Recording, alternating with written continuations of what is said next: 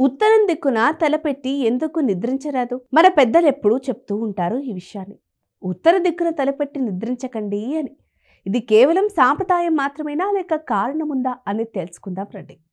భక్తి ప్రకారం మనం తలతో ఉత్తరం వైపు పడితే శరీరంలో పాజిటివ్ ఎనర్జీ తక్కువ అవుతుంది. వాస్తు ధర్మశాస్త్రాల ప్రకారం ఉత్తరం వైపు తల పెట్టడం శారీరక శక్తికి ప్రతికూలమవుతుంది. సైన్స్ కూడా చెబుతుంది. భూమిలోని మ్యాగ్నెటిక్ ఫీల్డ్ కారణంగా ఉత్తరం వైపు తలపెట్టి పడుకుంటే రక్త ప్రవాహం, నిద్ర క్వాలిటీ కొంత ప్రభావితం అవుతుంది.